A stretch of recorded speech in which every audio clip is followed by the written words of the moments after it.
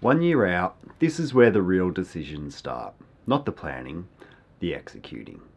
What you do in the next 12 months will either set your retirement up properly or leave you fixing problems after you've already stopped working. Most people treat the last year before retirement as a waiting game. If they've done the planning, they know roughly when they're finishing, and they figure the rest will sort itself out once they get there. But this is actually the most consequential year of the whole process. The decisions you make now about your super, your cash, your structure, your spending, those decisions either land well or they don't. And once you've retired, you're making those adjustments from a very different position. You're no longer adding to the pile, you're drawing from it. That changes everything about how you approach the next 12 months. In my work with clients, the people who transition into retirement most smoothly aren't necessarily the ones with the most money. They're the ones who spent the last year getting their structure right before they needed it. And that's what I want to walk through today. This is general in nature, so it's important to consider your own situation. But these are the things I'd be focused on if I was 12 months out. The first thing I'd do is get very clear on what retirement actually costs me. Not a rough estimate, not we'll spend less, we won't be commuting. A real number built from real spending. Most people underestimate this. I often get given a number which is well below what they really spend. They strip out work-related costs and assume everything else stays the same. But the reality is that when you retire, discretionary spending often goes up. In the early years, you've got more time, you travel more, you do more of the things you kept putting off. So the exercise I'd be doing right now is going back through the last 12 months of actual spending, your bank statements, your credit card, and building a picture of what life actually looks like. Then I'd be thinking about the first few years of retirement specifically. Are there big lump sums expenses coming? A trip you've been planning for years? Helping a child with a property purchase? Renovations you've been putting off? Those don't disappear. They need to be in the plan. Because the income you need to draw from super in year 1 might look very different to what you need in year 5. With 12 months left, you're still in accumulation phase. That means you can still make contributions. And depending on your situation, this last stretch matters. The 2 most relevant ones are concessional contributions, that's the before tax type, including salary sacrifice, and non-concessional, which is the after-tax money you put in yourself. If you haven't maxed out your concessional contributions over the years, there's a rule called the carry forward provision that lets you contribute more than the standard annual cap, using unused amounts from your last 5 years. For some people, that's a significant amount.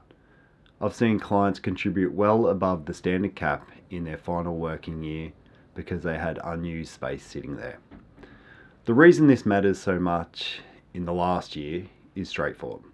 Money going into super is taxed at 15%. Money sitting outside super is taxed at your marginal tax rate. That's often a significant difference. So before you finish work, it's worth understanding exactly what contribution room you have and whether it makes sense to use it. This is the one that catches people off guard. When you retire, you need money you can actually access, not locked in an investment that might be down 20% when you need to draw from it. What I'll be doing 12 months out is making sure I have enough cash or cash equivalent sitting somewhere accessible to cover at least 1 to 2 years of living expenses from day 1 of retirement. Here's why that matters. If markets drop in your first year of retirement, which they can and do, you don't want to be selling assets at depressed prices just to pay the electricity bill and buy groceries. That's called sequence risk of returns. And it's one of the more damaging things that can happen in the early years of retirement. I've covered this in more detail in another video. I'll link it below if you want to go deeper on that one. Having the buffer means you can leave your investments alone and let them recover. Building that buffer in the last 12 months, rather than scrambling for it after you've stopped working, is the right way to approach this. Once you retire, you need to know how you're actually going to pay yourself. The real question to answer here is simple. How much can I safely take each year without running out? And how does that change if markets don't cooperate early on? In super, you'll move from an accumulation account where you're building to a pension account where you're drawing an income. That pension income, once you're over 60 and meet conditions of release, is generally tax-free. There's a minimum amount you're required to draw each year. It's set by the government and based on your age and account balance. At age 60 to 64, that's 4% of your balance annually. It steps up gradually as you get older, but the minimum is just a floor. You can draw more if you need to. If you draw too much in the early years, you run down the balance faster than you need to. If you draw too little, you may simply not be living the retirement you've actually built for yourself. You've worked hard to get there, and the goal was always to enjoy it, not just preserve the number. The question I'd be asking 12 months out is, do I actually understand how my income is going to work in year one? Not in theory, in practice. What account is the money coming from? When does it get paid? And does it match what I actually need to spend each month? As you approach retirement, the way your super is invested becomes a different conversation. When you were 30 or 40, a short-term market fall didn't matter much. You had decades for it to recover. At 12 months out, the calculus changes. That doesn't mean moving everything to cash. That's a mistake a lot of people make out of fear. And it locks in losses and removes the growth they still need.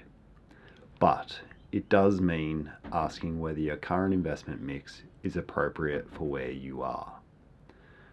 Most super funds have preset options: growth, balanced, conservative. And many people have never changed theirs from the default. 12 months out is the right time to look at that properly. The goal is a mix that gives you enough growth to support a retirement that might last 25 or 30 years, while not leaving you so exposed that a bad market in year one causes real damage. Getting that balance right is worth thinking about carefully. The last thing I'll be reviewing is the broader picture. What you own, how it's held, and whether the structure still makes sense in retirement. This covers things like, do you have assets outside super?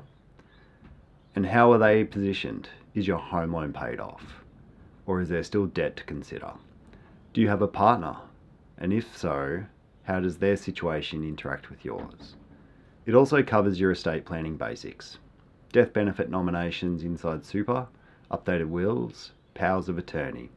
These aren't exciting topics, but 12 months out is exactly when you should be making sure they're current, not after you've already retired and the urgency has faded. Retirement changes your financial structure in a meaningful way. The arrangements that worked well during your working years don't automatically stay optimal in retirement. 12 months out is the right window to review that properly. And then there's timing. And this one is easy to overlook because it doesn't feel like a big decision. But small timing choices in the last 12 months can have a real flow-on effects. Things like when you actually finish work relative to the end of the financial year. When you start your pension account and begin drawing income. Which accounts you draw from first and what order. Retiring just before or after the end of the financial year, for example, can change your tax outcome in year one meaningfully. Starting a pension at the right time can improve how your income is treated. None of those are dramatic moves on their own, but combined, they can make a meaningful difference to how efficiently your retirement starts.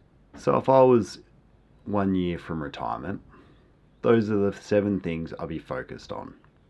Getting clear on what it actually costs to live the retirement I want, making the most of the contribution window I still have, building a cash buffer before I need it, understanding how I'm going to pay myself and how much I can safely draw each year, making sure my investments are positioned properly, checking the overall structure is right, and getting the timing of key decisions right before I finish work. None of these are things you want to be sorting out after you've already stopped working. 1 year is enough time to do this properly, but it's also not so far out that it can wait. If you found this useful, the 3-year and 5-year videos are worth watching as well. They cover a lot of the groundwork that feeds into what I've talked about today. And if you're approaching retirement and want structured guidance rather than figuring this out alone, I work with Australians in exactly that position. You can find details below.